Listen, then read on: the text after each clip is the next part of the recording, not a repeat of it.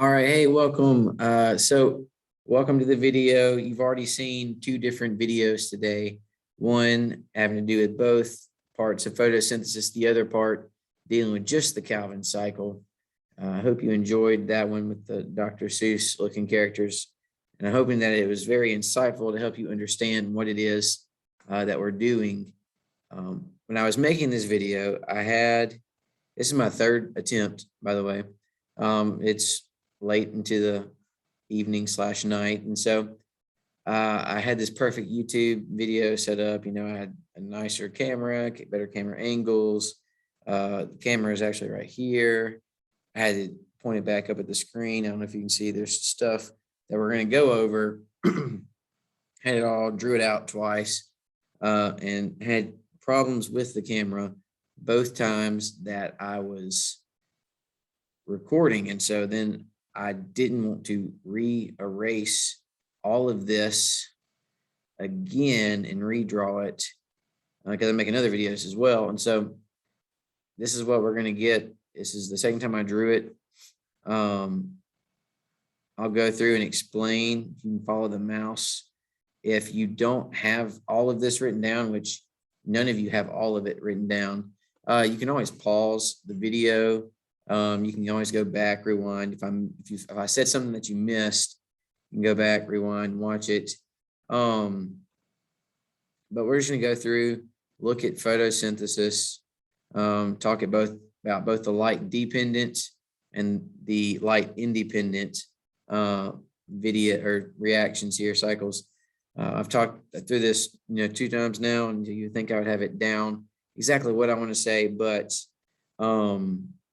now I'm a little jumbled. So I'm going to work through this again with you. Hopefully we can get this right, or I can get this right this time, and that you are learning and doing well, even while I'm not physically with you. And so with photosynthesis, if you were in the A-Day classes, we've covered the light dependent reactions, haven't touched the Calvin cycle, but B-Day, we started light dependent reactions. We didn't get to them very in depth, but I'm going to go back all through the light dependent.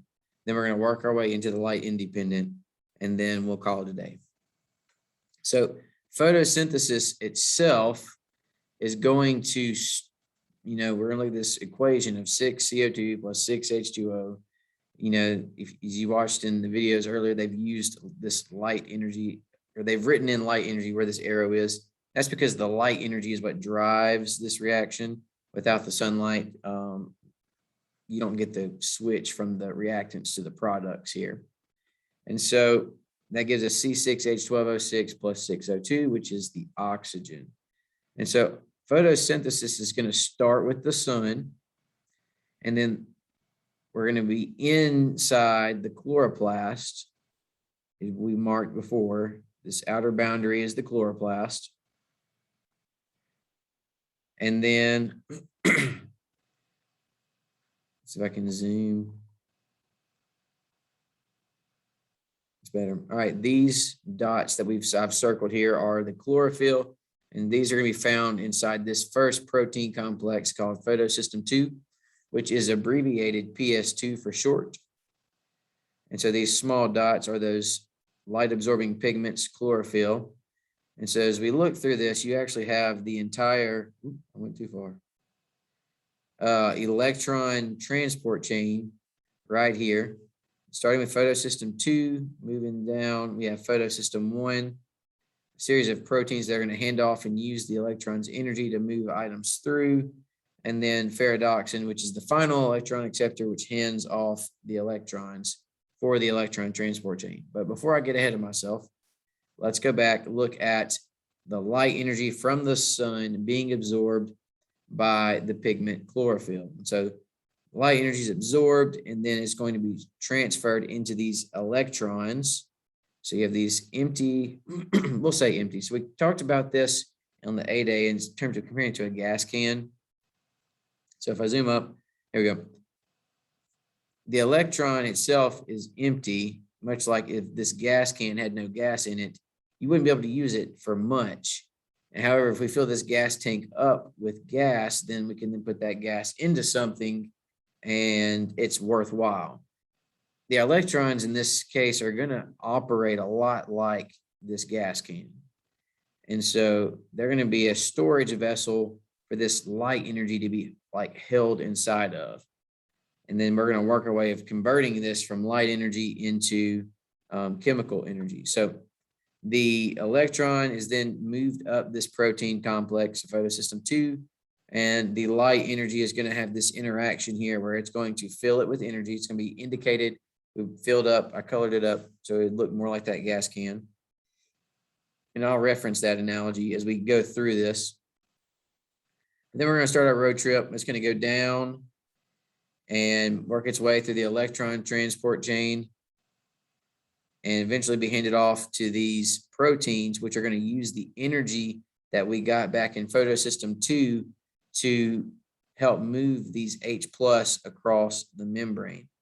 Now, because we have only 2 H plus here, and then there are more below down here, this is going to be moving from an area of low concentration to an area of high concentration. And when you do that, that's called active transport. So the stuff that we learned last chapter is not going away. It's still here, still present. If you didn't learn it, then you need to get it done now. So the energy from the electrons used by the proteins to drive this fueling or to move these H plus across the membrane, because inside of this thylakoid, we are trying to build up a concentration of these protons that we can then let filter through this ATP synthase protein in another way. So the energy from the electrons is used to move H plus across through these proteins, which leaves our electron a little depleted on energy. But that's okay, because like any good road trip, you have to make a gas stop at some point. And so we're going to end up in photosystem number 1. PS1 is then going to recharge the electron, harnessing that same light energy as before using these pigments. You see them here as well. And so the electron gets refueled before it's eventually then handed off to ferredoxin, which is the final electron acceptor. Ferredoxin is then going to place this electron between NADP plus and H plus, the E negative, and there's actually a pair of electrons here. And so it cancels out both the positives with the negative, positive cancel out. And so that's how we then get NADPH, which ends up being this high energy electron carrier because it's carrying these electrons and harvesting energy that's going to be used as we move over to the Calvin cycle. We see that NADPH playing a key role down here. So the whole point of this is that we are now going to be taking energy from the sun, visible light, converting it into a transferable chemical energy that can then be stored in a long-term chemical energy form known as glucose. So how do we get the other things around here, and what purposes do these H plus serve? Well, we'll start with the H plus and then I'll work my way over here and work to water. But the H plus are going to fill the thylakoid membrane. And then as they fill, they're going to naturally move from an area of high concentration to an area of low concentration. And so when we move from high to low, that's passive transport. Passive transport with the assistance of a protein, remember, is then facilitated diffusion. Because this has got a plus next to it, it's considered a polar molecule. It has an electrical charge. And so H plus is going to be moving down through the ATP synthase, which the rapid filtration or movement of these H plus through this membrane is going to drive the energy needed to reattach this phosphate back to ADP, which we said was that low energy state molecule. And then now it's become ATP again, which is full of energy, and it's going to make its way to the Calvin cycle. And so the whole point of bringing these in is to fill this concentration and then help keep this steady flow moving out, producing lots of ATP, which this is energy that the cell can use. This energy gets used really quickly. And so this is a quick turnover. It's not a delayed effect. And so we need something longer term. And so that's why we're going to be working on making glucose over here. So we've talked about the transport chain. We've talked about the H plus. This process is called chemiosmosis. If you go back and look at the notes I gave you at first, it walks you step by step through these. And then at the very end, it talks about chemiosmosis, which is this process of producing ATP. And so, yeah, let me think through this. Okay, we've covered all that. So with water being split, what happens here is that once this electron that initially is filled up moves out, then we have to have another electron to come in and replace it, or else the process stops. This is why water is so important to plants, because without the water replacement here, the water being split and the electrons released, this process stops. We don't make NADPH, and then we don't do the Calvin cycle.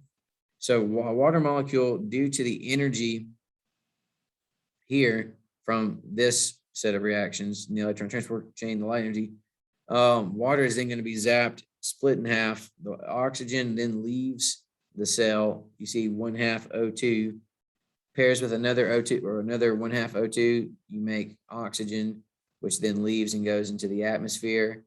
Could also be used in cellular respiration in the mitochondria, but where we get the oxygen we breathe comes from this process.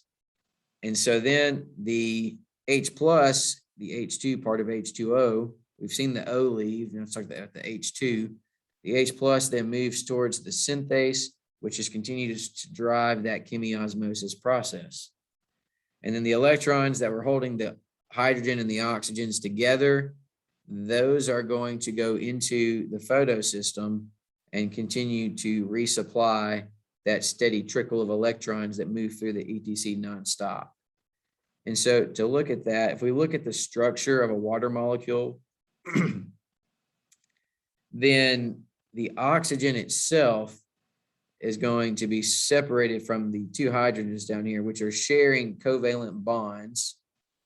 Remember how you have to have a certain number of electrons in each orbital, 2 in the first, 8 in the next one.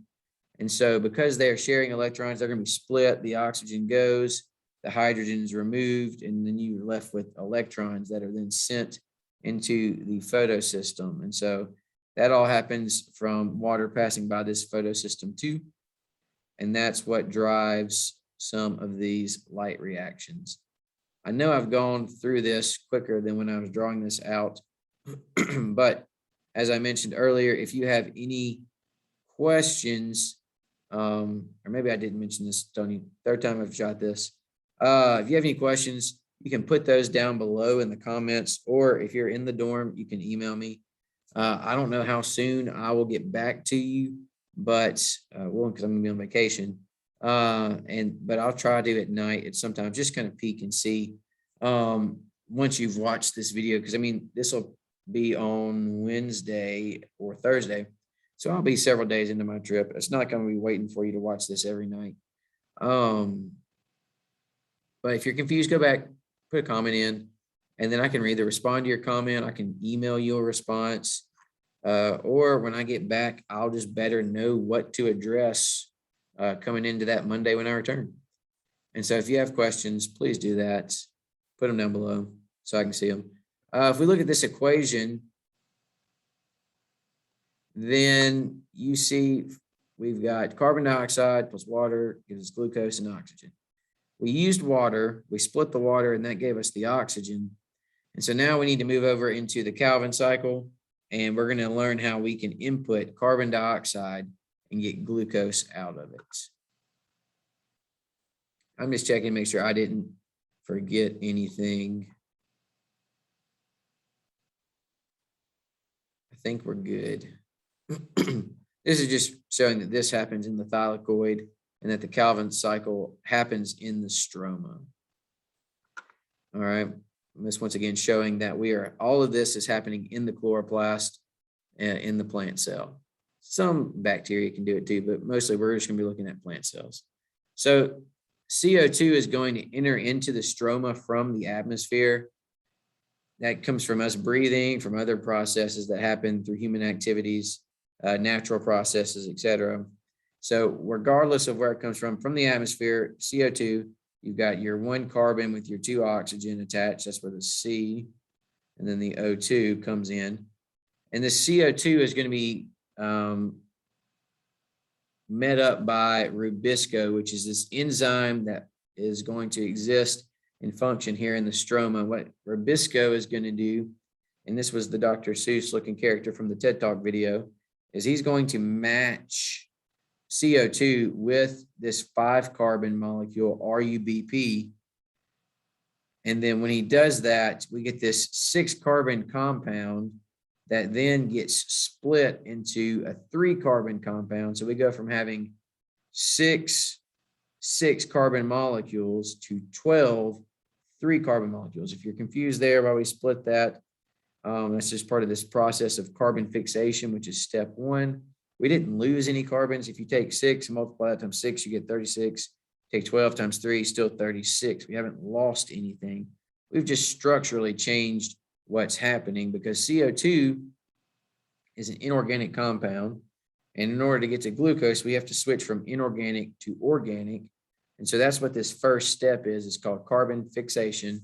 We are fixing the carbons into an organic molecule. And so then these 3 PGA exist. And so I kept this so that we would see where all these are. And so really it would just be one of these groups of 3 would be a 3 PGA.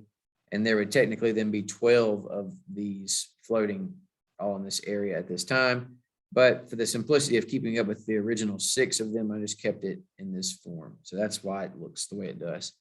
So as we move into step 2, which is reduction, ATP that was made down here at chemiosmosis is going to come and energize. We're stuffing and packing in energy into these molecules. We're giving up our electrons, and even we're going to give up H plus that then is attached. So we have both a chemical and physical structural change. And so with a physical structural change, we're not the same 3 PGA we were up here. And so now we're a molecule of what's called G3P. And so the difference between these two is that we have a slight structural change because we've added the hydrogen and the electrons, and we've stuffed it full of energy from ATP. And so high energy molecules that are then going to be moved out to make these sugars. And so we had 12 3-PGA up here. We now have 12 G3P here. 12 minus 2, because we're going to lose 2 of these 3-carbon molecules, because 3 and 3 equals 6. And that's what glucose is a 6-carbon molecule. If we go back up and look, C6 tells us that. And so we have 12, we lose 2 to make this sugar, this glucose. Glucose then leaves the cell, or not the cell, but the chloroplast. And it's going to go out usually probably towards the mitochondria so that it can be used for cellular respiration, or it'll be stored. And eventually one of you will eat it and your body will break it down. But once we lose 2, we then go from 12 G3P to 10 G3P. All right. So at this point, we need, in order to keep this cycle going, to convert back into RUBP, which is step number 3, regeneration. So we'll use ATP energy from chemiosmosis. You can see how to spell that there. We'll use it from this ATP from chemiosmosis. ADP will go back and get recharged. But this is going to convert this from 10 3-carbon molecules, 30 carbons in total, to 6 5-carbon molecules. Still 30 carbons. We've just gone from groups of 3 to now we're adding on to groups of 5. And so from structure of 3 to a structure of 5, and then rubisco can work some magic and attach to the next round of CO2 that come into the cell. So how does this part work? Everybody always gets confused here. Most people are okay with carbon fixation. Yeah, we go from 6 to 3 and, it's fixed or whatever to be organic. We're shoving energy in here, and people kind of understand that. You lose some to make glucose, because that's the point. You input your 6 carbon, dioxide to get this 1 molecule of glucose. And so now the conversion back, the regeneration, we're going to be moving from essentially 10 G3P to 6 RUBP. So we're going from 3 to 5 with the help of ATP. So the way that I structured this was that if you take a group of 3, or if you take 3 of these groups of 3s, that gives you 9 carbons. Split that 9 in half, break off 5. You now have 1 of the 6 RUBP that you need to make. We're then going to add some more. I color coded where they came from on this side. So you add 2 more sets of G3P. We have 10 total carbons here. Split those 10 in half, you get 5 and 5. There's the second and third RUBP made. So now we've made 3 of the 6 that we need to make. Put a question mark here because once we do that, in this instance, we split this and had some left over. Here we don't have any left over. Good news is we used 1, 2, 3, 4, 5 groups. And if there was 10 of them and we've used 5, that means there's 5 remaining. So we just repeat the process. Take 1, 2, and 3 groups. That gives you 9 carbons.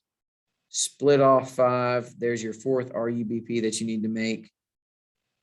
Add in 2 more groups to give 6 more. That should add 4 plus 6 gives you 10. Split in the middle to get 5 on each side. And there's RUBP number 5 and RUBP number 6. So that's how you convert from 10 G3P to 6 RUBP. ATP is the one driving all of this and giving the energy needed to make the structural changes and rearranging. Why does this happen? I don't know. Just good design, probably. But it's needed to help sustain this conversion of molecules in this, addition of CO2. And so you're making the end products that then go to the beginning, become the starting products, and it keeps this cycle going forever and ever and ever and ever until the plant dies. And so that is the Calvin cycle. We do all of this to make 1 glucose that can then be sent to the mitochondria to extract a numerous amount of ATP for all kinds of different energy needs and production in the cell. And so if you have any questions over this, go ahead and write them down. I know that somebody has at least a question, at least one person does. And so if you don't, I'm willing to go through this again when I get back. That's fine. But make sure you can always go back and watch again. Go rewatch those other videos if you get the chance to tonight or in your free time sometime if you need help understanding, because once you see this and you go back and watch those videos, do that enough times, it'll start to click and make sense to you. I promise it will. And so that is the Calvin cycle, also known as the light independent reactions, and they happen in the stroma, which is that fluid area out here. Both of these cycles work together. And so they are interdependent on each other. The light reactions take energy from the sun, store it up, and then the Calvin cycle uses that stored up energy then to pack it several, energies into it, because glucose can hold that energy for longer than ATP or NADPH. And then that moves to get extracted elsewhere in the cell, the mitochondria.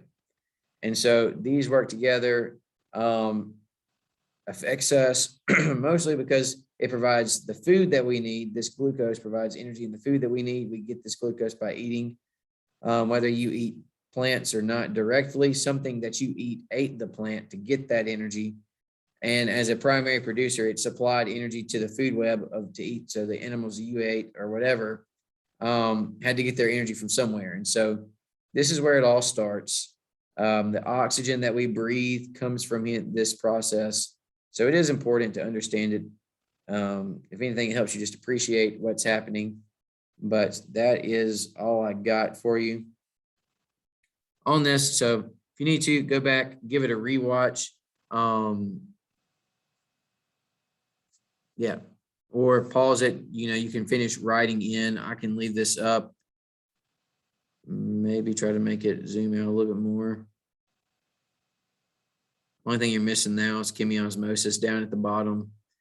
But yeah, go in, draw this, finish it, have this in place. It'll help you with your worksheets you're going to do. I hope you have your book. That'll also help you. But until I get back, make sure if you have questions to go and to drop your questions down in the comments. Make sure you like the video and smash that subscribe button and turn on the little bell for notifications. Not that I'm going to be posting any more of these, but who knows, I am trying to do some videos from our trip. So if you want to watch those, you can go watch those too. And I hope that you have a great rest of the day. See ya.